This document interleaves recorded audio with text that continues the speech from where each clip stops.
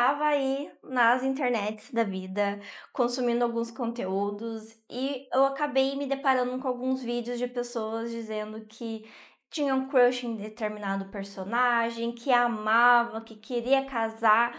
E daí eu fiquei pensando tanto em nomes que eu normalmente escuto atrelados a essa paixão aí, esse grande crush literário, quanto personagens que eu pessoalmente tenho meu crush literário. Então eu trouxe aqui uma lista, feito um mix de coisas que eu escuto, coisas que eu me identifico. Então bora lá. Esse daqui eu não aceito não ter nessa lista, que vai aparecer em A Sociedade do Anel, do Tolkien, que é o Aragorn. Gente, o Aragorn foi o meu crush de adolescência barra infância ali, quando eu tive contato com o Senhor dos Anéis pela primeira vez.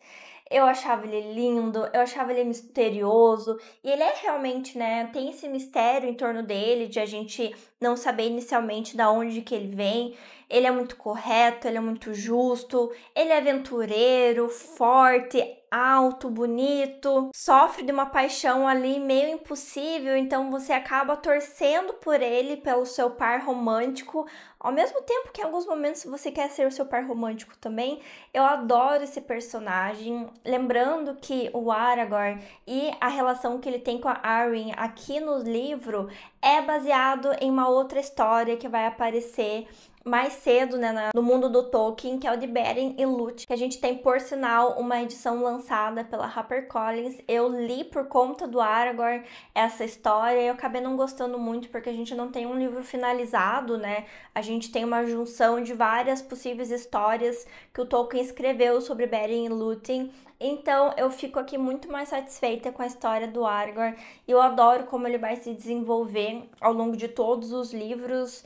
Não quero falar do final dele porque eu acho que seria um grande spoiler, mas eu admiro muito como ele vai sendo construído e como ele vai ocupando o papel que o Tolkien dá pra ele nessa história. O outro crush literário que eu vi em vários vídeos, em vários comentários também, é o Mr. Knightley, da Emma, de Jane Austen. Eu não terminei de ler esse livro, eu li 50%, mas eu entendo porque muitas pessoas acabam se apaixonando por ele, porque na dinâmica que ele tem com a Emma, que a Emma é aquela personagem que acha que tem o rei na barriga, que ela é a mais inteligente, que ela que entende como as coisas funcionam, ela que vai conseguir fazer os casamentos acontecerem, ele tem aquela visão um pouco mais de fora, de conseguir perceber de certa forma os equívocos que ela faz, e ele tenta dar uns toques e às vezes uns cortes nela também, que eu acho sensacional.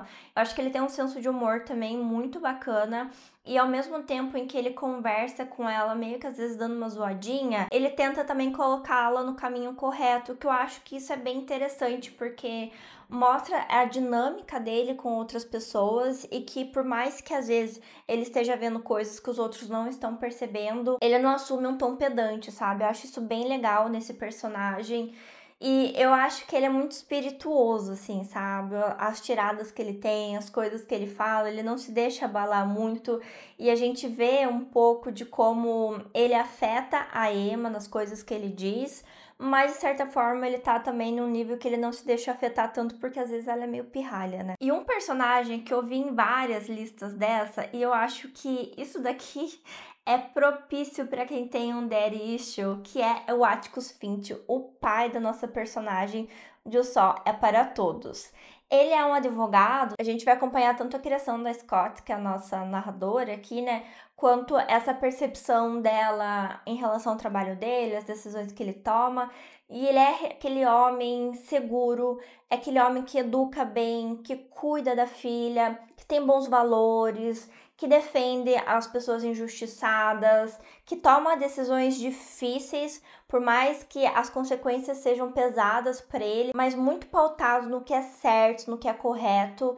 Então, ele me passa, assim, uma sensação de segurança, sabe? E o que eu acho que é bem aquilo que normalmente as pessoas gostam em um sugar daddy e que vai conversar com vários daddy issues que as pessoas têm. Então, eu entendo o apelo, não me relaciono com ele, mas eu entendo porque que esse é um personagem que acaba sendo crush aí de muita gente. E eu acho que, assim, as pessoas acabam ficando entre quero ser sua filha ou quero ser sua esposa, sabe? E, gente, eu não estou pronta pra vocês falarem mal principal desse personagem, tá? Quero deixar bem claro, que é o que aparece aqui em Anna Karenina, que é o nosso Living.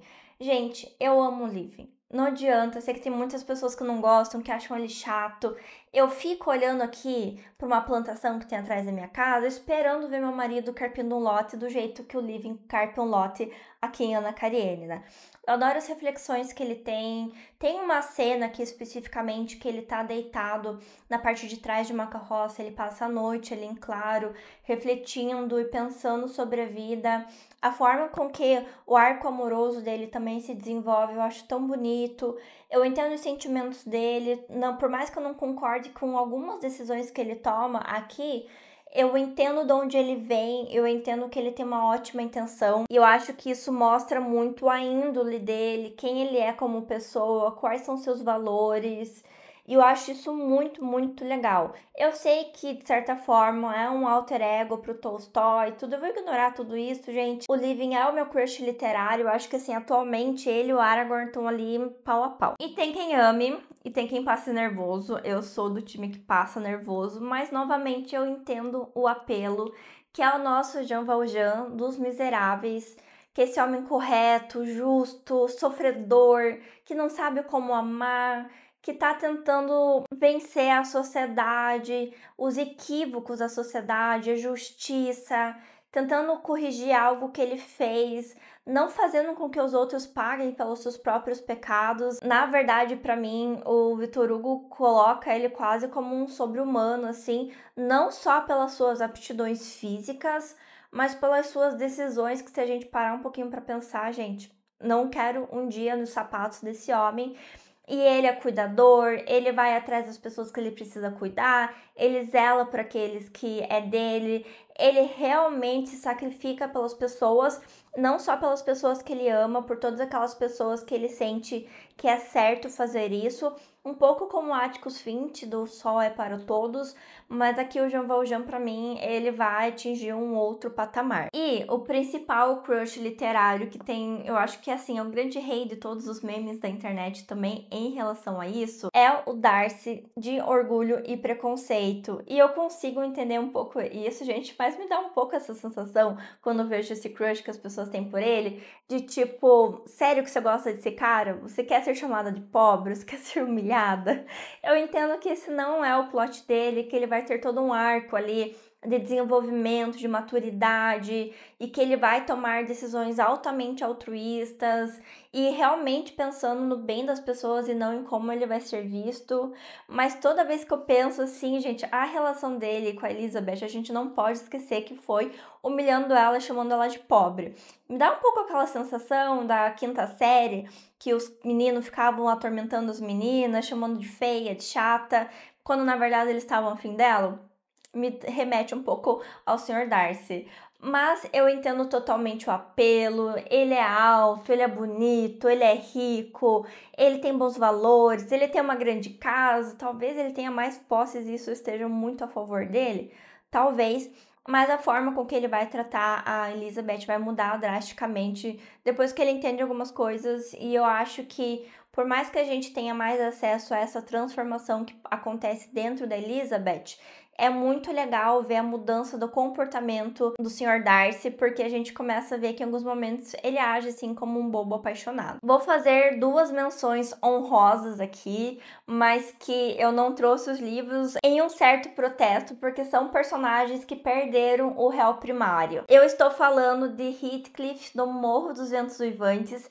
Tem quem se apaixone, tem quem odeie. Ele tem sim todos os traços de um boy problema que vai colocar você em um relacionamento totalmente errado e tóxico, mas tem quem ame, tem quem odeie. E o outro personagem que também perdeu o réu primário é o Sr. Rochester de Jane Eyre. Eu não posso falar exatamente por que ele perdeu o réu primário, porque seria um grande spoiler da obra, mas se você leu, eu tenho certeza que você deve concordar pelo menos um pouquinho comigo em relação a isso. Bom, se eu não falei aqui sobre o teu crush literário, deixa aqui nos comentários, já aproveita para curtir e se inscrever aqui no canal. Agradeço os membros da Biblioteca Secreta que fazem a diferença no meu dia a dia e eu te espero aqui no próximo vídeo do canal.